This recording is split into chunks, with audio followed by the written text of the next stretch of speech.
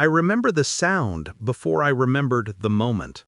A chair scraping the floor, my father's breath catching, then the sentence that ended the version of my life I knew. "You disgust me, son." He didn't shout it, he whispered it, as if even speaking to me was a stain. And my stepmother stood behind him, trembling just enough to look convincing. Her eyes flicked toward me, and in that fraction of a second, she smirked. So lightly it could have been imagination, but it wasn't.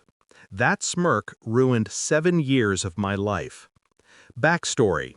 When she first entered our lives, I was 17. She was all softness and careful smiles, the kind of woman who remembered tiny details about you and made you feel seen. My father loved her instantly. I tolerated her at first, then admired her. She treated me like a grown man, not a burden. We became close, too close in hindsight.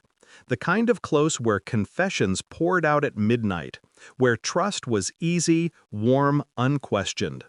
I thought she loved me like a son.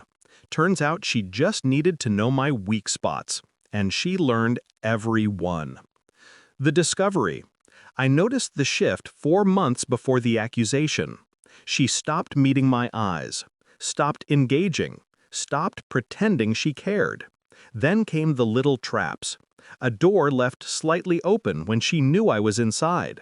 A wine bottle placed near my room. A sudden flinch when I walked past her. And one night, when I entered the living room, she jerked her hand away from my father's as if caught, like she needed him to see fear. It clicked slowly, painfully, like bones grinding into place. She was building something, but I didn't know what. Not until she staggered out of her bedroom crying, bruises on her arm, bruises she later admitted to making herself, and said I'd attacked her. My father didn't even look at me, not once. He just said the police were on their way. And just like that, I became a criminal.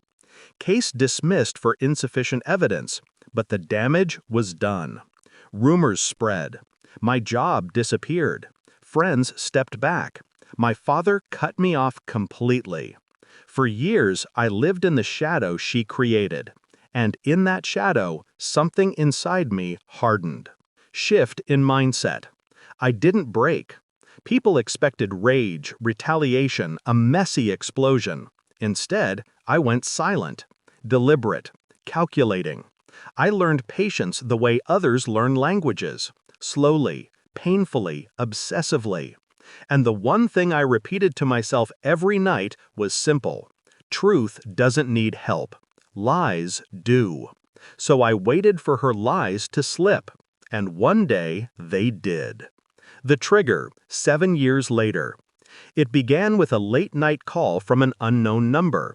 A woman's voice, shaky, whispering, terrified. "I need to tell you something. It's about your stepmother, her sister, estranged for years, the kind of person who had nothing left to lose. She told me she lied about you. She bragged. She thought it was funny.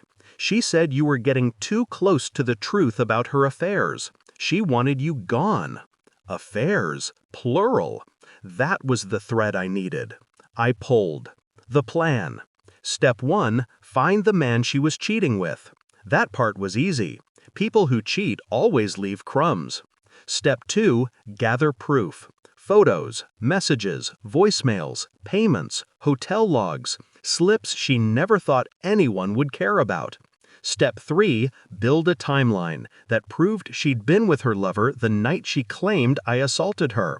Step 4, make sure my father saw everything himself. Not from me, from her. Climax, the confrontation. I invited them both to a peace dinner. My father arrived stiff, guarded. She arrived confident, wearing the same fake tremble she used the night she framed me. I poured wine. I stayed calm. I waited. Then I connected my phone to the TV. One click, another, and her entire secret life lit up the screen. Photos, messages, recordings, her lover saying her name. her whispering that she handled the son problem, her laughing about the bruise she created. At first, she didn't speak. Then she did. It's not what it looks like. My father stopped her with a single sentence. You destroyed my son. She tried to reach for him. He stepped back. That was the moment she broke, when she realized the performance was over and she had run out of scripts. I didn't yell. I didn't gloat. I just said, I learned lies fall on their own. I just needed you to fall with them. She packed her bags 3 days later. The divorce was swift and cruel, against her. She lost everything she'd worked to steal. Resolution. My father tried to apologize. I listened.